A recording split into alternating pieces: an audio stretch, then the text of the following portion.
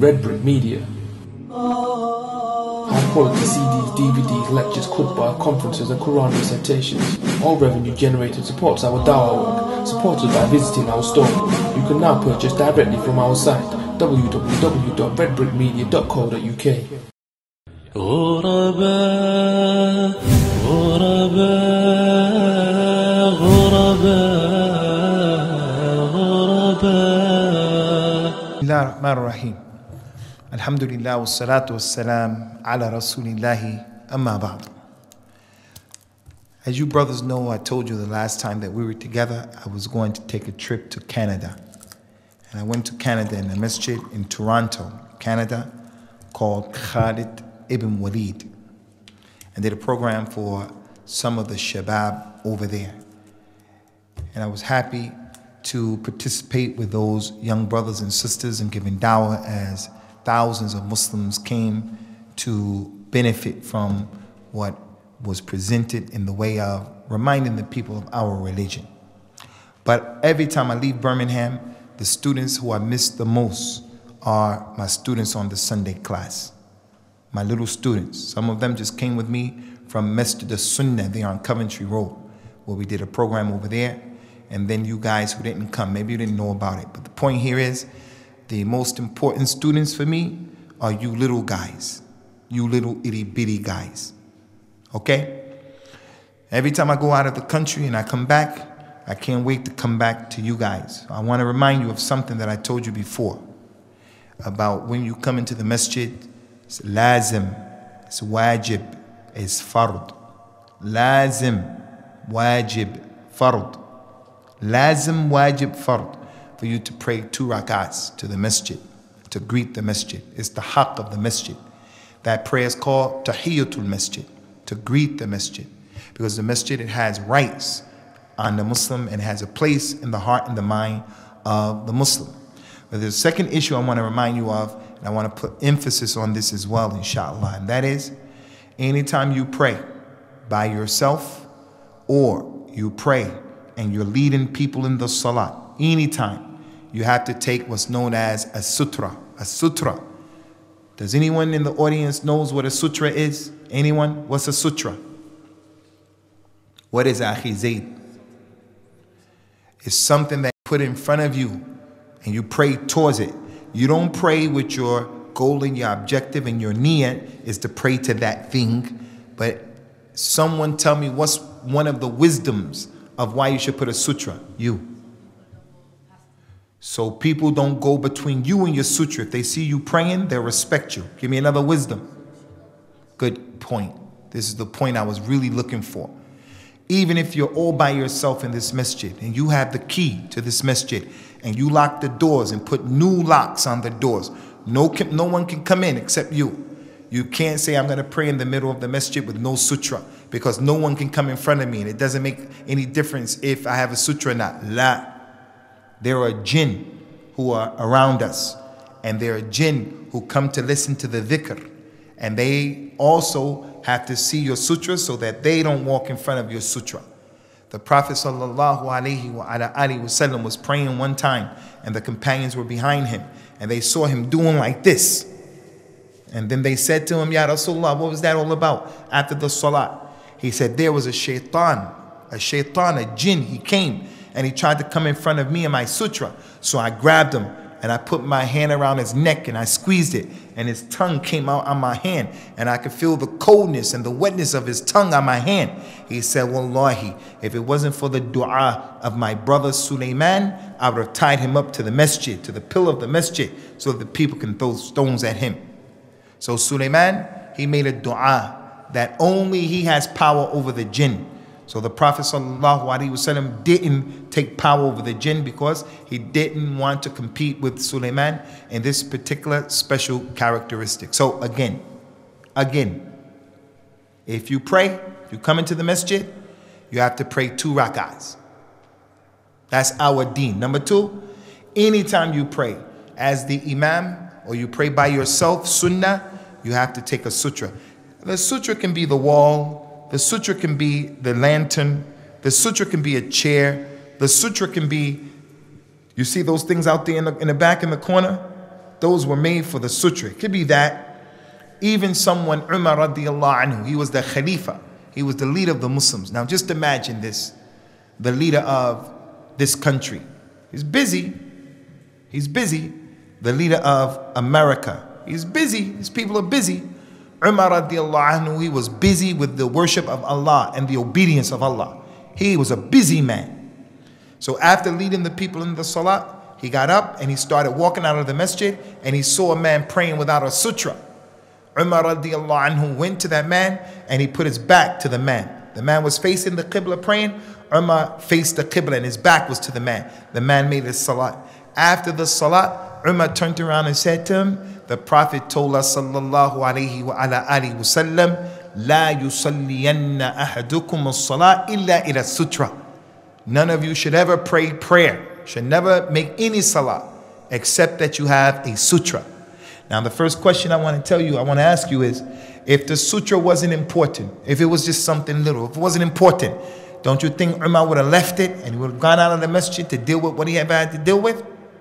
He came to that man because he saw that as something important. How do we know it's important? Number one, the Prophet never prayed without a sutra. Ever, ever, ever. Whether he was in his house, he had a sutra. In the masjid, he had a sutra.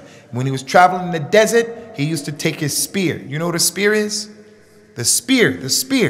He used to take his spear and would put it in the ground. And the spear would stand up. And then the Nabi would say, Allahu Akbar. And he would make salat towards his sutra. The Nabi, if he was traveling, he would make his camel go down on his knees and lay down and relax. And then the Nabi would make salat towards the sutra. And the camel was the sutra.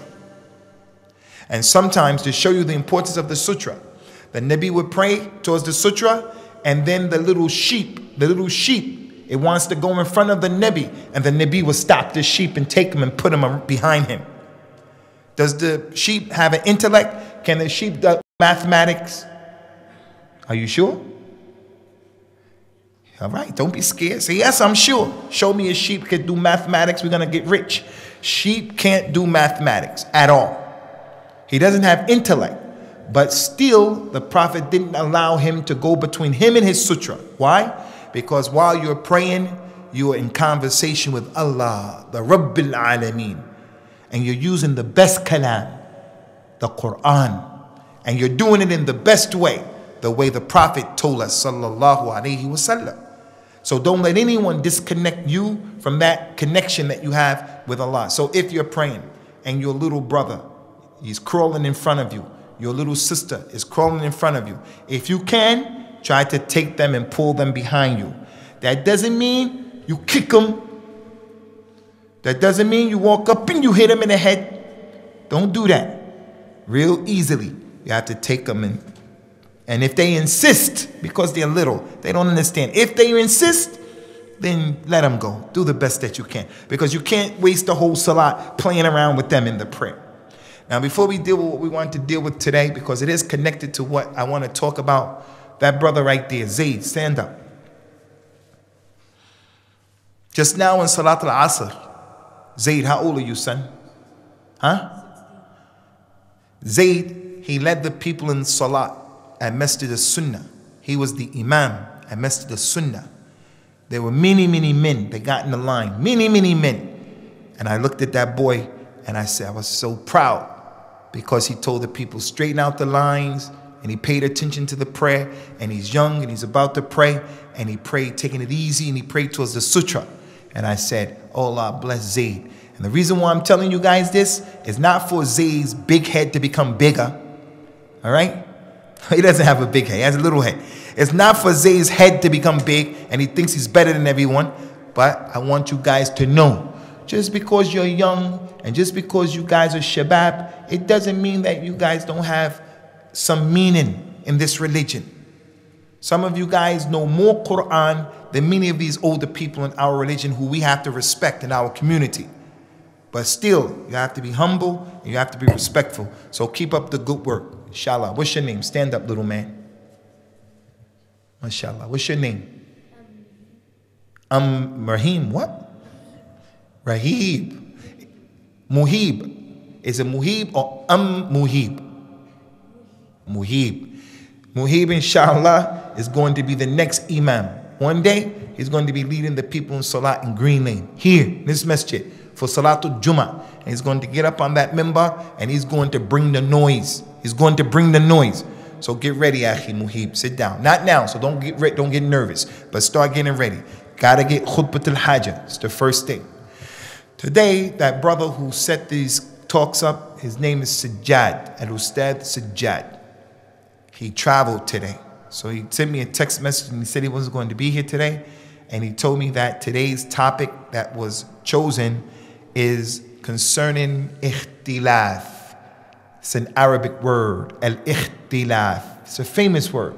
How many of you have heard that word before, ikhtilaf? Who knows that word? Good. My man, what is ikhtilaf? What is the translation of ikhtilaf? What is it? Huh? Yeah, it's the process of differing, having different opinions. Al-ikhtilaf. I'm going to say it, and then I want you guys to say it. Al-ikhtilaf. Al-ikhtilaf. Yeah, I want you guys to know this word. Al-ikhtilaf is when we have differences of opinion. So he wanted to discuss this issue, the importance of the issue, the danger of the issue. He wanted me to discuss why Muslims differ between themselves. Since we have a religion and we only have one Allah, one Rabb, we have how many Qur'ans? One Qur'an. How many Qiblas do we have? The Qibla, the direction of Salah, is only one. How many Meccas? How many Meccas do we have? We only have one Mecca. How many prophets do we have? Muslims, how many prophets? We have one prophet who was sent to us, Rasulullah sallallahu alaihi wasallam. He came to us. And when Jesus comes, Isa ibn Maryam, he's going to follow what the Nabi Muhammad did and said, salawatullahi wassalamu alayhi. So if we only have one Salah, one Kitab, one Nabi, one Qibla, why do we have all of these different positions and opinions? Why? That's what he wants to talk about. He also wants me to deal with different aspects and different mas'alas, the masail, different issues that people have ikhtilaf in. For an example, after the finish that we fast in Ramadan, we pray Salatul Taraweeh. Some people pray 8 rakat, and some people pray how many? 11, and some people pray how many? 20. Why is that? Another issue is when we are making the salat, some people stand feet to feet and some people don't stand feet to feet. Another issue is what is known as raf'ul yadayn. Raf'ul yadayn. Put your hand up if you know what raf'ul yadayn means. Raf'ul yadayn. What is raf'ul yadayn? When you're praying, you should pick your hands up in 4 different places doing the prayer. Why do some people do that and some people don't do that? The issue of the niqab. And niqab. Who knows what the niqab is? Put your hand up. And niqab. You. The veil. The face veil. Why do some women wear it and some women don't wear it? So he gave me some of these issues, like the socks and other than that. First of all, guys, let me just say about an ikhtilaf. There is an ikhtilaf, differences that occur, that there's no problem. There's no problem with them. There's no problem with them because the issue can be understood different ways. And then there is an ikhtilaf that is a problem. There is an ikhtilaf that is a problem. As for the one that there is nothing wrong with it, it is the ikhtilaf that comes when the Quran or the Sunnah is telling the people to do something, and it could be understood this way and it could be understood that way. And I just give you one example because there are many examples. One time the Prophet sallallahu alaihi wasallam, he was in a battle and he wanted to fight some people, a group of people who broke their contract with him. They were called Bani Qurayza. They used to live over there. So the Nabi told all of his companions who were there, it was Salat al-Asr, it was Salat al-Dhuhr, they prayed. So the Prophet told them, everybody, let's go and get those people and don't pray except when you get over there. Pray in the town, in the city of Bani Qurayza. So they started going to get those people. So as they were going, Salat al-Asr came and they didn't reach the place yet. So the companions stopped. Some of them said, hey, we have to stop and pray right now, because Allah said in the Quran, Inna salat kanat al-mu'minina kitaban mawquta. The salat has to be done at certain times on the believers. So they said, this is the time for salat. Anytime we're in Medina, when it's Asr time, the adhan, we do sunnahs and then we pray. We don't delay it. So half of the people say we must pray. The other half said, no. Do you remember what the Prophet told us? The Prophet told us, sallallahu alaihi wasallam, no one should pray until we get over there. The other people said, no. The reason why he told us to pray when we get there is he wanted to let us to know we have to hurry up and go. But he didn't mean if salat time came now, we shouldn't pray. We should just let it stay and keep going. He just wanted us to hurry up and get there. And that we could have meant that. So what happened between the companions? Half of them went and the other half stayed and they prayed Asr. And then they went. When the Prophet came to that place and he found everyone there after everything happened, they told him what happened. They told him the whole story. Prophet Muhammad sallallahu alaihi wasallam, he didn't say to either group, you did wrong. He just remained silent. Why do you think he remained silent? Why did he remain silent? Who knows? Why do you think? Because both groups obeyed Allah and obeyed the Prophet. Those people who went there, they obeyed Allah and they obeyed His Prophet. And those people who prayed at the time, they obeyed Allah and they obeyed the Prophet. That type of ikhtilaf, there's nothing wrong with that. That's one type of ikhtilaf. There's nothing wrong with that. Okay, there's a second type of ikhtilaf. Okay, so the first type is the ikhtilaf, or the different understandings that can come because the thing can be understood in different ways. It could be understood, and you can't blame the other one. It could be understood like that, and it can be understood in the other way. The second type of ikhtilaf is the ikhtilaf where the Prophet did something multiple ways. He did something in different ways. So he's doing the thing in one way, and he's doing the thing in another way that the Nabi did. Now I need you to put your brain cells on fast mode right now. Who can give me an example of an ikhtilaf or something that the Prophet did this same thing, but he did it multiple ways? Who can give me an example of that? Salat. What do you mean salat? The Prophet always did raf'ul yadayn in the salat. Always. We're going to come to that type of ikhtilaf. That's the ikhtilaf. That's a mistake. Someone, but good try. Good try. Someone give me an example of something that the Prophet did multiple ways. Good job.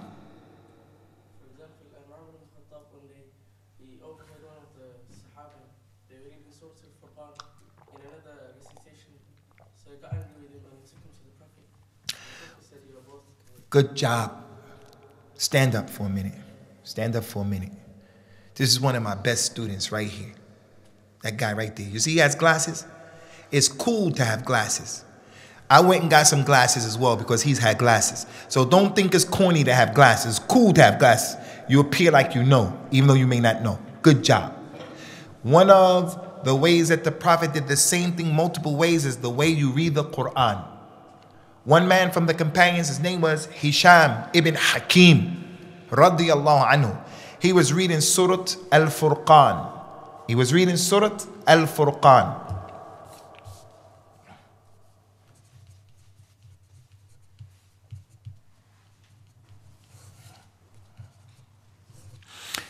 Surah al-Furqan, he was reading it in a particular recitation. Umar heard him reading that surah, and he was reading it in a recitation that Umar was not aware of. Umar said, I became upset, enraged. I was about to go and grab him, but he was praying, so I respected him. Another proof of how the companions used to look at the salah. If a man was praying, They respected that. They didn't make noise. They didn't interrupt him. He was praying. So Umar said, I was going to go and grab him, but he was reading the surah Al-Furqan in a way I didn't know it. The Nabi didn't teach me that way. He said, so I waited. When the man finished salah, Assalamu alaikum wa rahmatullah, Assalamu alaikum wa rahmatullah. Umar said, I grabbed him by his neck and I dragged him to the Nabi. He said, when I came to the Nabi said, Umar, let the man go. Let the man go. So what's going on? He said, Ya Rasulullah, this man is reading Surah Al-Furqan in a way that you didn't teach me. He said to the man, read the Quran. He started reading Surah Al-Furqan. And then he said, Umar, read the same surah. Umar started reading in a different way. The Prophet said, it was revealed like this and like that. So in the Quran, there are 7 recitations or 10 recitations, qira'at. In Surah Al-Fatiha, you can say, Alhamdulillahi Rabbil Alameen, Ar-Rahman Ar-Rahim, Maliki Yawm Ad-Din. That's correct. Maliki Yawm Ad-Din. Or you can say, Alhamdulillahi Rabbil Alameen, Ar-Rahman Ar-Rahim, Maliki Yawm Ad-Din. Now, if you're praying behind a man and he says, Maliki Yawm Ad-Din, don't say, Maliki Yawm Ad-Din, and you keep messing him up. Maliki Yawm, because this type of ikhtilaf is okay. The Prophet did it like that, and the Prophet did it like that. Which goes to show, if you have knowledge, the more knowledge you have, the better you're able to deal with the ikhtilaf. Which brings me to the next point. The negative ikhtilaf is the ikhtilaf that people have and they don't have knowledge. Ali ibn Abi Talib, he was one of the Khulafa Rashideen. What number Khalifa was Ali ibn Abi Talib? Who knows? What number was he? What number was he? What number was Ali? He was number 4. What was he to the Prophet sallallahu alaihi wasallam? He was his what? Son-in-law, and what else? His cousin. Ali was from the ulama of the Muslims. He said, knowledge used to be like this. Knowledge used to be like that. But then it became like this when people who were ignorant got involved in the arena of knowledge. Knowledge used to be like this. And then it became like this when ignorant people got involved. Someone tell me, what does that mean? Adam.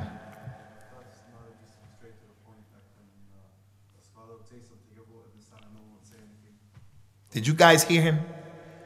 When the Prophet would read the Quran, he would say the ayat, Ar-Rahman al-Arsh istawa.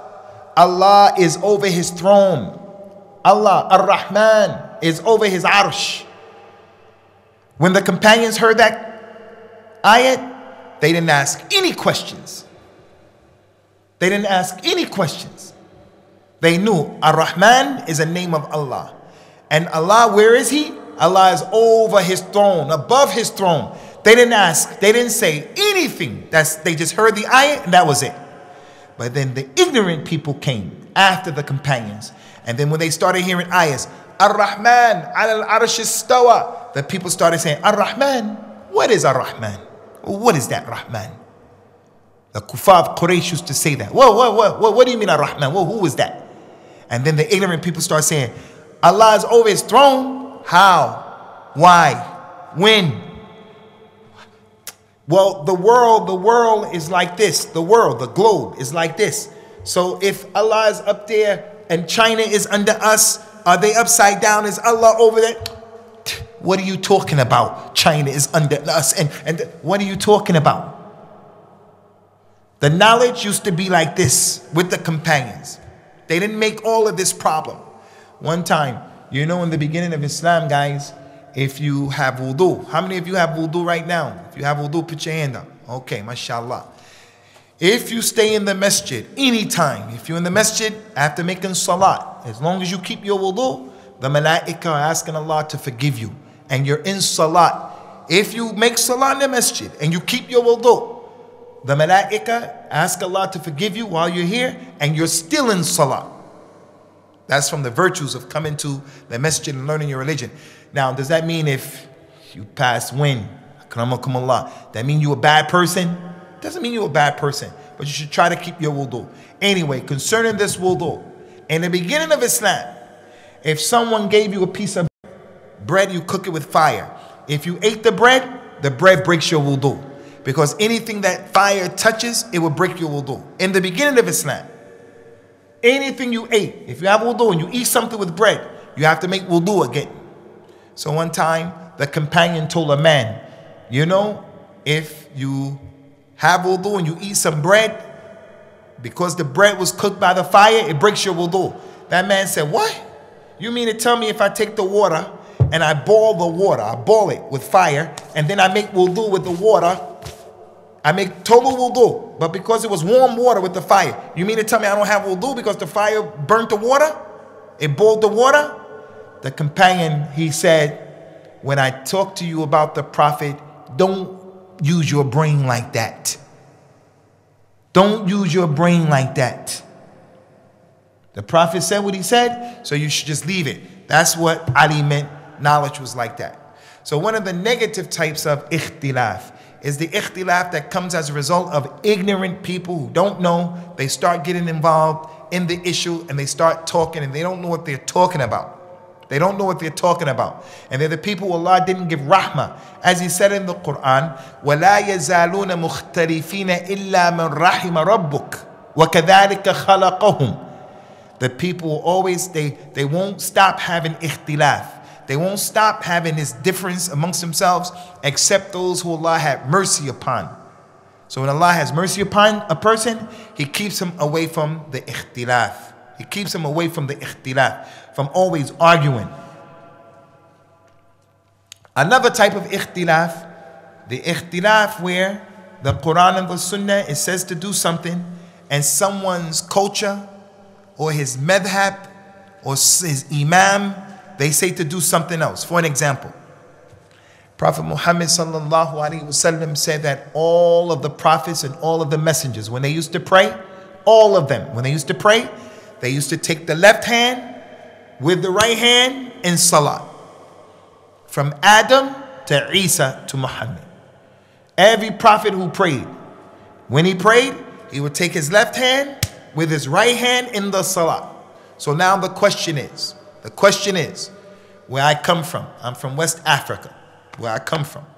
They're on a way of praying that in West Africa and other parts of East Africa like Sudan, when they pray with their hands down to the side, down to the side. Prophet Muhammad, when he prayed, all of his prayer, never ever prayed with his hand down. He always prayed like this, like all of the prophets and messengers. So a person, he prays with his hands down to the side.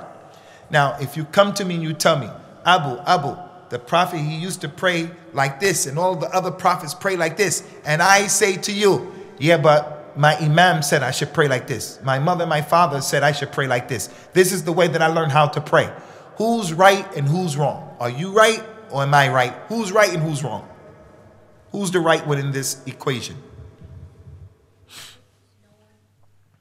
Someone is right and someone is wrong in this one. Someone is right and someone is wrong. My man. Why is he right?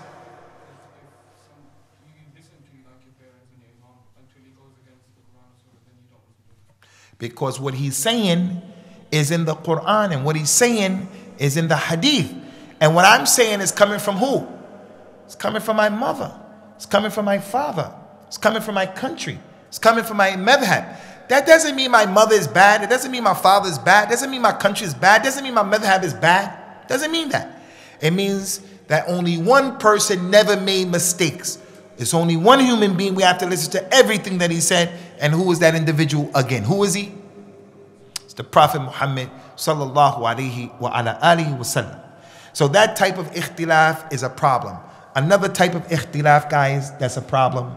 And this is what the Prophet told us about. The Prophet was mustajab ad-du'a. Mustajab ad-du'a. What does that mean, mustajab ad-du'a? What's your name, son? Abdurrahman? So your parents called you Abdurrahman? What's your name? Okay, Abdurrahman. Abdurrahman, What does mustajab ad-du'a? What does it mean? Okay, no problem. What's your name, son, with your hand up? Hassan. I like that name, Hassan. Stand up for a minute so I can hear you, Hassan. Good looking kid, Hassan, inshallah. You got a big head though, too. But it's okay, it's okay. Your head is not big. Hassan, what is the meaning of mustajab ad-du'a? What does it mean, my brother? That means his dua will be accepted. Prophet Muhammad's dua used to be accepted. And not only Prophet Muhammad, but there are regular human beings who can be mustajab ad-du'a.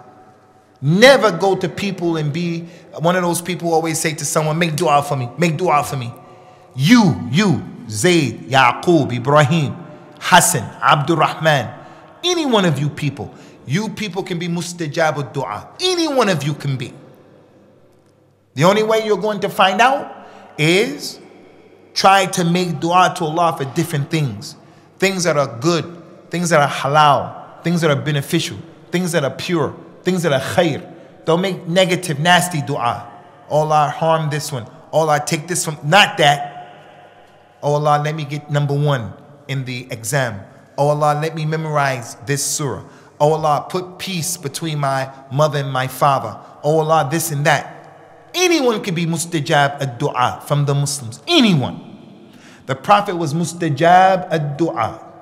He said, sallallahu alayhi wasallam, da'awtu rabbi fa'atani thinnatain. Da'awtu rabbi thalatha fa'atani thinnatain wa mana'ani wahida. I made dua to Allah for 3 things. He gave me 2 things. He answered my dua, and 1 thing he didn't give me. He said, I asked Allah, I made dua to Allah, that he does not allow my ummah to be drowned in a flood like another prophet. What prophet is people were drowned in the flood? Who was he? Noah. How you say Noah in Arabic? Nuh. So the Nabi made dua. Oh Allah, don't allow this ummah to be drowned in a flood. That doesn't mean some of the ummah won't be drowned. Do you guys remember the tsunami? They thought there was going to be a tsunami the other day in Indonesia. There was a big earthquake, and whenever there's an earthquake on the land, it shifts the land under the ground, and that makes the wave in the ocean. The prime minister of this country was over there. He thought it was going to be, they had to cancel his trip. They thought it was going to be a tsunami. And that tsunami that happened before, Indonesia, Malaysia, there were Muslims who got drowned. Do you remember seeing the footage of the waves coming onto the hotel? You remember that? Muslims died in that. But the whole ummah didn't drown. Some people drowned, but not the whole ummah. In Bangladesh, there are cyclones. You know cyclones? Every year in Bangladesh, during the rainy season. In India, these massive rainstorms come with all of this wind. Many people die every year, floods every year. But the whole ummah is not going to die. He said, number 2, I prayed and made dua to Allah that an enemy of the Muslims will never come and conquer all of us. He can never, the enemy can never come and wipe out all of the Muslims. No, the enemy can come and it can kill some of our brothers in Palestine and kill them up and take their land. They can go to Ethiopia and take some of our land. They can go to Somalia, take some of our land. They can go to Pakistan, Bangladesh. They can go to different, but they're never going to take over all of the Muslims. It's never going to happen because the Nabi made a dua. He said, the 3rd thing I made a dua, that Allah doesn't allow the fighting between my ummah to be severe. But Allah didn't give me that. I made dua to Allah. Don't allow Abdul Rahman to argue with his brother. Don't allow this one to argue. But Allah didn't allow that. He didn't accept that dua. So you find Muslims fighting each other. Fighting each other, hating each other. Even here in Birmingham. Even in Birmingham. Some people, Muslims in Birmingham, they believe Green Lane Masjid that we're deviants. We're calling the people to worship Allah alone, to follow Prophet Muhammad sallallahu alaihi wasallam, and to follow those companions, and that's the religion. But some of those people, when they see you, Muslims, they actually think you're an enemy of al-Islam. Some Muslims in Birmingham, they think that other Muslims who say, don't make dua to Prophet Muhammad, they say, you don't love Rasulullah. And as a result of that, they don't love you.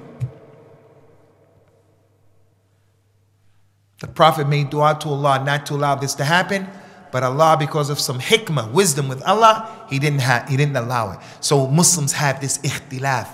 They have this ikhtilaf. The ikhtilaf that's haram. What continent? What continent am I from? I want somebody to raise their hand. What continent am I from? Hassan. I'm from Africa. And in Africa, where I come from, my people in Africa, they're always killing each other. Those people in the Tutsis, where was that at? Where was that place? Rwanda. They're the same people, but they're from different tribes. They were killing each other up. Muslims even. In Somalia. I'm from Somalia. I don't want anybody to think he's picking on Somalia. I'm from Africa. Why can't our brothers in Somalia come together and sit down and say, hey, we're destroying our country, 20 years. Let's stop this fighting. That's because of the ikhtilaf, that's haram. And I don't want this stuff to be in you guys, you young brothers. Somali guy from the south and the north, that's kalam farigh. What's important is your religion, how people worship Allah. Coming from the north or the south, that's okay, no problem. But that's not the most important thing. That's not the most important thing. That type of ikhtilaf is haram. So the Nabi, he told us, or Allah told us in the Quran, وَإِن تَنَازَعْتُمْ فِي شَيْءٍ فَرُدُّوهُ إِلَى اللَّهِ وَالرَّسُولِ إِن كُنتُمْ تُؤْمِنُونَ بِاللَّهِ وَالْيَوْمِ الْآخِرِ ذَلِكَ خَيْرٌ وَأَحْسَنُ تَأْوِيلًا. If you people have any ikhtilaf about anything, then you should refer it back to Allah and His Messenger. If you and I have ikhtilaf about something, then I should be able to say, what's your name, little man? Amir. I should be able to say, Amir, he says to me, Abu, you can't wear this color, it's haram. I say, no, I can wear this color. He says, no, you can't, it's haram. I say, no, I can wear this color. He says, no, you can't, it's haram. No, I can wear this color. No, it's haram. And we just sit there all day. He doesn't go to school, I don't go to work. We just back and forth. Yes, I can, no, I can't. Yes, I can, no, I can't. And then I start getting upset. I punch him in his head. He spits at me. And then we start, is that the way to solve this issue right here? Amir, he says, Abu, you can't wear that. I say, why? He say, because Allah said, this, that. Prophet Muhammad said, this, that. The companion said, this. And that's it. And then I say, okay, Akhi Amir, Jazakallahu khairah. That other thing is haram. And that's what ignorant people do. Ignorant people. When they tell you this and they tell you that, and you say to them, where's the proof?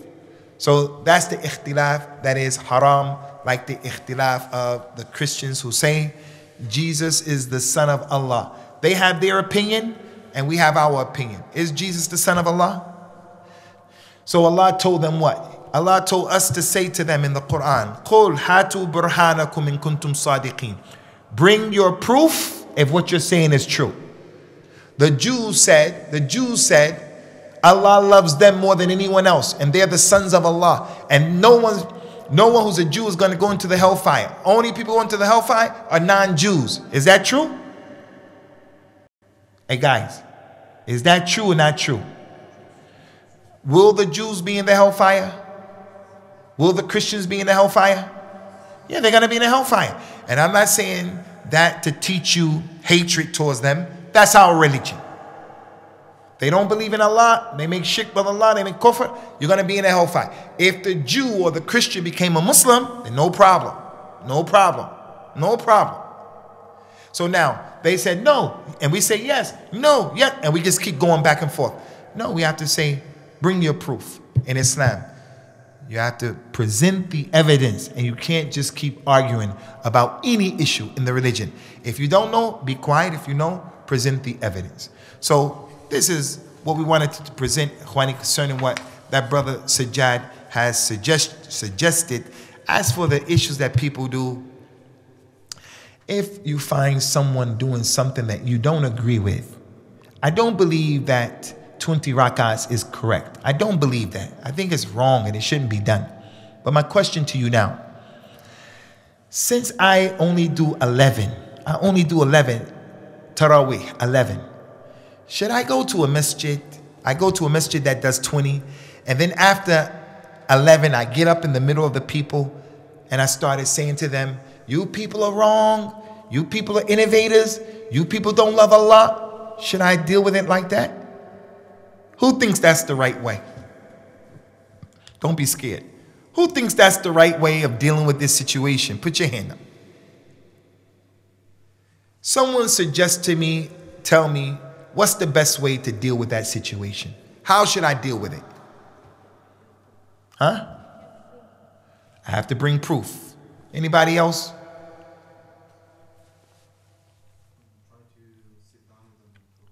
Try to sit down with the responsible people, the imam, the administration, away from the people. Try to talk in a nice way and bring them the proof. Anybody have another way? If they don't agree with you, then you should go to a masjid that prays. Allahu Akbar. If they don't agree with me, I went to the imam, and not in front of his congregation. I went to the administration, not in front of the people. On the day of Ramadan and the people are fasting, and I'm going to come into the masjid and go crazy? No. I'm going to go in front of the imam, me and him, going to break fast together that night, send him an email, send him a letter, meet him at Salatul Dhuhr, Asr. I talk to him. I prepare my evidences, what Allah said, what the Prophet said, what the scholar said of his madhab, and so forth and so on. I give it to him in a nice way. I give him some dates. I talk to him nicely. And if he takes it, I say, Alhamdulillah. And if he doesn't take it, I go to the administration. I do the same thing. They don't take it, I go look for a masjid that does 11, and I leave these people to their situation. The ikhtilaf that's haram is for me to stand there making a big deal about the issue.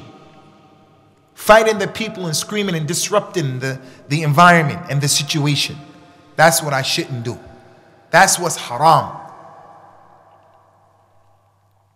The other issue, the niqab, the face veil. No doubt the wives of the Prophet used to wear the face veil. وَإِذَا سَأَلْتُمُهُنَّ مَتَاعًا فَاسْأَلُوهُنَّ مِنْ وَرَاءِ حِجَابٍ. Allah said, if you ask any of his wives for something, ask for it from behind a veil. Even when they used to travel, they used to have a hodij for the wives. Anyone knows what a hodij is? What is it? Huh? Nah, man. The hodij was something, I'm not a good drawer, but it was something that they used to carry. This is the thing you carry on. You carry it right there. They would put this and the men would carry it. One man here, one man there, one there, one there. And the wife of the Nabi would be inside there. And they'd be walking with him. And she's covered. No one can see her. That's the hodij. The wife of the Prophet, they weren't on the horse, just on the horse like this in front of the people. He used to put them inside here in a canopy. And after he died, the companions would go to Hajj with them. Uthman, he told the people, we're about to leave off from the Hajj. And this is the Hawadij. This is where the wives of the Prophet are in there. No one come close to it. He didn't let the people even come close because he was protecting the honor of the Nabi. So even when they traveled, they were inside there. One time a man came to the Prophet's house. He knocked on the Prophet's door and they didn't open the door up right away. So the man looked in the keyhole where the key goes. He looked and the Nabi saw his eye from over there that the man was looking in his house. The Nabi picked up a pin, an iron thing. He started running to the door and the man saw the Prophet running and the man backed up. The Prophet opened the door. He said, if you would have kept your eye, he had to poke your eye out. Why? Because his wife is inside. His women. The Prophet used to have jealousy for his women, guys. He didn't let his wives come out. Some of her hair is there. Her ear is here. La abadan. Abadan. You know, guys, I'm just telling you the history. Don't get crazy and go do something crazy, okay? Pay attention to this. When the Nabi went back to Mecca and he conquered Mecca, those people used to kill his companions and make all they kicked him out of the city. When he went back, he told the people of Mecca, all of you can go free. I'm not going to fight any of you. I'm not going to kill anyone. Everybody is free. He told his companions, but 4 people, No matter where you find them, you have to slay them. They were the 4 people who used to say nasty things about his wife. They didn't know anything about his wives, but they were just nasty people. And they used to make poetry describing the wives of the Prophet with lies. The Nabi, he didn't play that. So he used to put his wives in these things right here. So Allah told the wives to wear, all of them wore it. But the other women, all of them didn't wear it. So now the question is, my wife has to wear niqab. I told her wear niqab. She wants to wear niqab. Now, your wife doesn't wear niqab. Yaqub, does your wife wear niqab? Hassan, your wife wears niqab? Amir, does your wife wear niqab? She doesn't. Okay. Okay, no problem, Amir. It's okay. Now, my wife wears niqab. Amir's wife doesn't wear niqab. Should they be upstairs arguing back and forth? You must wear it. No, you must wear it. No, I don't. You must. Is that the right way to do it? No. There's an issue that the scholars, this issue, they're ikhtilafin. So we have to leave it like that. You give the dawah, you put your research together, you put all of the dalil, ayat, Quran, the ulama said, you say, tafaddal, and you give them some dates, give them a nice pen, give them a SIM card, give them some Zamzam water you brought from Mecca. You say, here, this is nasiha, you do what you want to do. And that's it. As for fighting and going back and forth and hating each other for these issues, not permissible. Last thing. Many of you brothers just came from Masjid as-Sunnah. I saw you over there and you're over here. We have different masjids in Birmingham. Is it permissible for us to hate the Muslims who don't go to this masjid? Like if a Muslim goes, for an example, to the masjid that's over there on Rice Street, should we hate those people? Should we hate those people? No, it's not what I teach. That's not what I believe, and I don't want you guys to be like that. And if you meet people from that masjid or any other masjid who talk like that, just put your fingers in your ears and don't say back to them bad things. That masjid over there called Gumgul Sharif. How many people know Gumgul Sharif? How many people? Gumgul Sharif. Okay, that masjid, Gumgul Sharif. Do we hate the Muslims who go to Gumgul Sharif? No. We don't hate the Muslims who go there. The Muslims who go to Gumgul Sharif, many times they know what they're doing. They really don't know what they're doing. What they're doing, I don't accept. It's not correct. I don't agree. The Rasul is Hazir Nazir. The Nabi is from the Nur of Allah. He's the first one created. Making dua to the Nabi. La. All of that is haram. All of that is shirk. All of that is bid'ah. But are those people kuffar? No. Are those people in the hellfire? I'm not saying that. They are Muslims and they don't know. The masjid over here, not too far from Green Lane. When you go up here and you go around the corner, and right over there is that big masjid over there. That big masjid where the people curse the companions. That big masjid, they curse the companions. Do we like the people who pray in that masjid? The people who curse the companions and they're against the companions of the Nabi, we have to take a position. My mother, my father, I love them more than all of you guys. But if my mother and my father started cursing the companions, I'm going to take a position with my mother and my father. I have to take a position. Because Abu Bakr and Umar are in Jannah. Abu Bakr and Umar, because of them, by Allah's permission, everybody here is a Muslim. If it wasn't for them, Allah, through them, you wouldn't be a Muslim. Abu Bakr brought that Quran together. Abu Bakr was the leader of the Muslims. Umar, he helped bring that Quran together. The Prophet said, take the religion and the way of my companions. So if someone is cursing them and hating them, and he knows what he's doing, I'm going to take a position. As for the one who doesn't know, he's just ignorant, he grew up and he doesn't know, then we feel sorry for him. This is miskeen. We make dua for him. So you say, Ameen. Oh Allah, guide all the Muslims. Come on, say Ameen. Allahumma, guide all of the Muslims. And make it easy for all of the Muslims to understand their religion and to come back to the deen of al-Islam.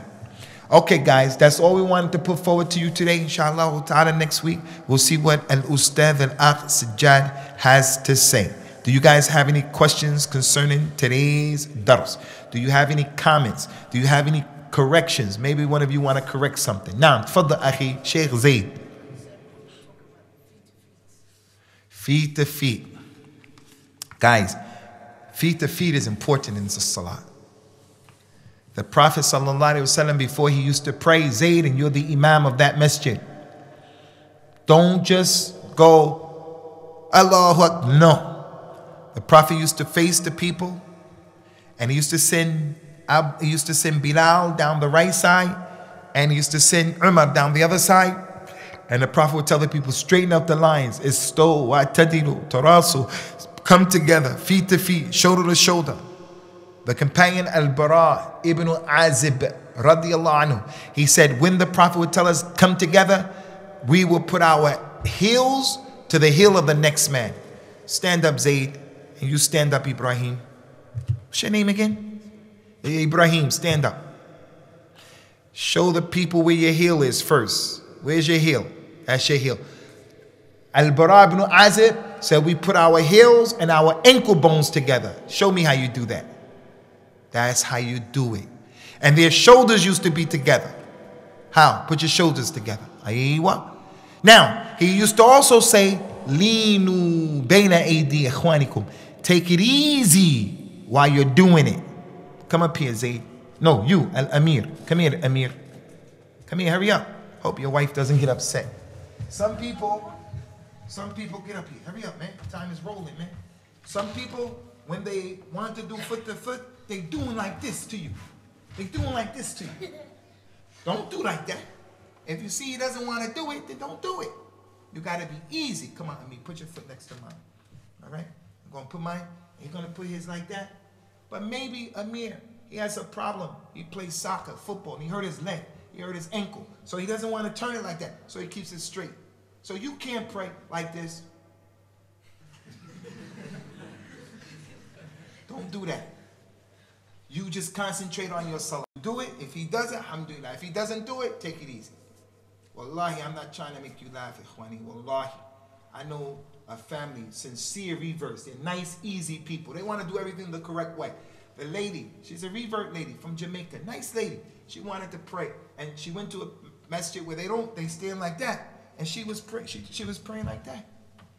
So she could touch her and touch her. This is not comfortable praying like that. Allah doesn't want that from you. All right, Amir, good job. So that's what you should do, akhi. Okay? Any more? Naam, Hassan.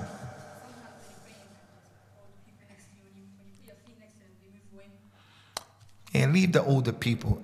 Hey guys, older people, you have to have sabr with the older people. You have to remember, they have a special position in the religion.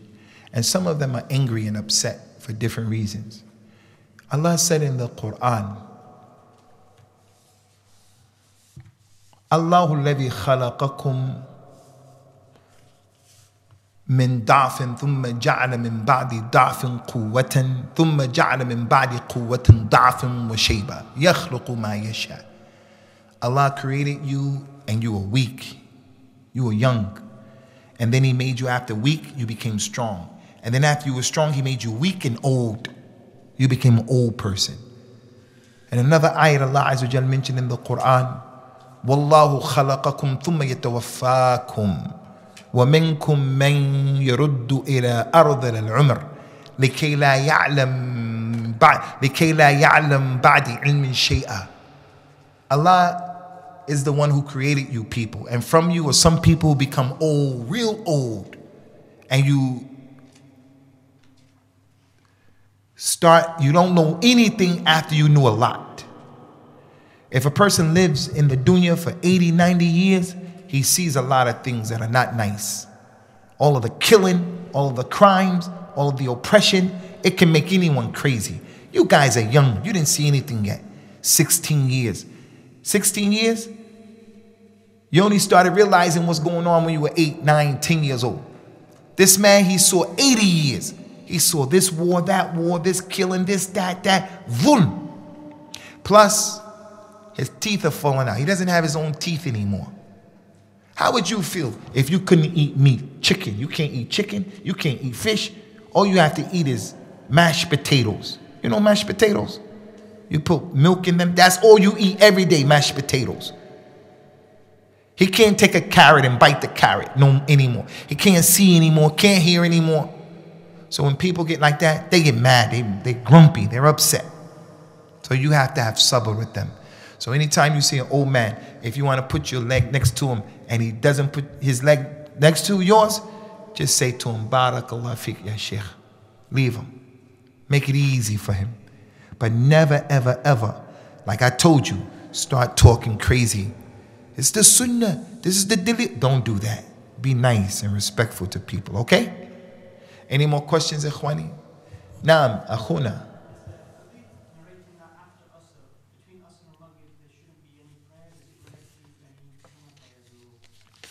Good question, Akhi. That's a good question. We came into the masjid in Asr time. And the Prophet used to not pray most of the time after Asr. But sometimes he did pray after Asr. Not immediately after Asr, but when the sun became where you can look at it. Right after Asr, you can't look at the sun, it's still strong. But when it cooled off, an hour or so, 2 hours, hour and a half, you can look at the sun and it won't hurt your eyes as much. You can look at it. Aisha said the Nabi would come into my house and he would pray this salat every day after Asr. Some scholars said that was only for him because he told us don't pray after Asr. So what if you come into the masjid and it's after Asr time? Okay, you have one hadith that says don't pray after Asr. Another hadith that says don't sit down, pray 2 rakats. And Imam al-Shafi'i and those scholars, they said, if it is a salat that has a reason to be prayed, they call it salat that is sabab. A salat that has a reason. For an example, I'm going to pray salat al-istikhara. Okay? I have to make a decision. Should I buy? Should I not buy? Should I go? Should I not go? And it's a big decision. The Prophet told me, if you want to do something, make istikhara. I can't wait until Maghrib to make istikhara. It's Asr time. So it's a salat with a reason. So I can pray that salat. I can pray the 2 rakats of the masjid. I can pray, I made a sin. There's a salat called salat al-tawbah. Anyone makes a tawbah and he makes 2 rakats, Allah will forgive him. So I made that sin. So I want to make that salat. It's a salat with a reason. Janazah, someone died. We're going to make salat al-janazah after Asr. So if it has a reason, then do it. If it doesn't have a reason, then you should avoid it. And this salah of greeting the masjid has a reason. And if a person, akhi, were to say, you can't make any prayer because of that hadith, it'll be ikhtilaf. I wouldn't make a big deal with him. I think his position is wrong, but I wouldn't make a big deal because there is a hadith that says, don't make salat al-asr, a salah after asr. But you have to look at all of the other proofs as well and all of the other issues that are on the table. Any more questions, Shaboob? Go ahead, Akhi Ibrahim. How are you supposed to respond to the people that say music is halal? That music is halal? How do you respond to the people who say music is halal? First of all, we have to look at the companions. Not a single companion said music is halal. After them, the Imams of al-Islam, Al-Imam Ahmed, Al-Imam al-Shafi, Al-Imam Abu Hanifa, all of them were of the opinion that music was haram. And those companions used to take ayat of the Quran to prove that music is haram. The Surah Luqman, وَمِنَ النَّاسِ مَنْ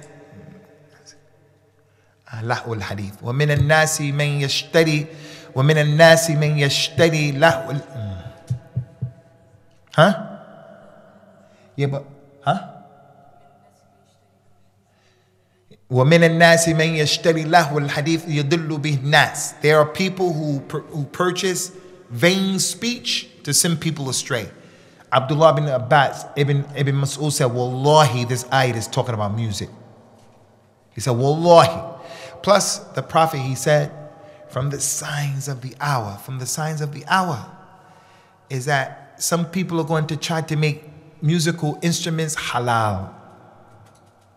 Some people are going to try to make musical instruments halal, which goes to show musical instruments are haram. يأتي على الناس زمان يستحلون فيه al-hir wal-harir wal-ma'azif. They're going to come some people at a time, they're going to try to make silk halal for men, zina halal, and musical instruments halal. So it's an issue that is easy. As for what some of the scholars said, like Ibn Hazm, he did say that music was permissible. He made a mistake. It's as simple as that. It's as simple as that. That's it. We're going to stop right now, man, because you guys will keep going. Inshallah, what time is the adhan for Salat al-Maghrib? 8 o'clock. Last question for my man right here. Go ahead.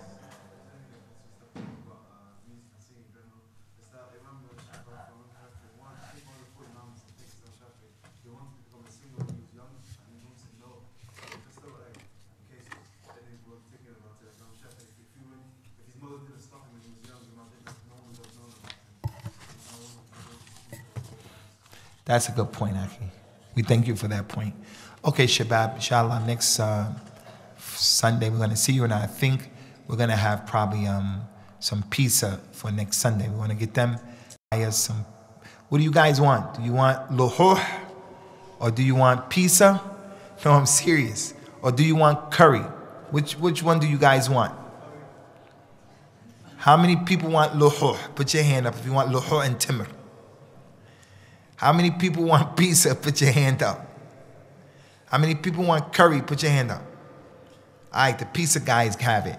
Next week, inshallah, we're going to get some pizza and eat it in this thing right here, okay? In this marquee. Assalamu alaikum wa rahmatullah wa barakatuh. غرباء غرباء غرباء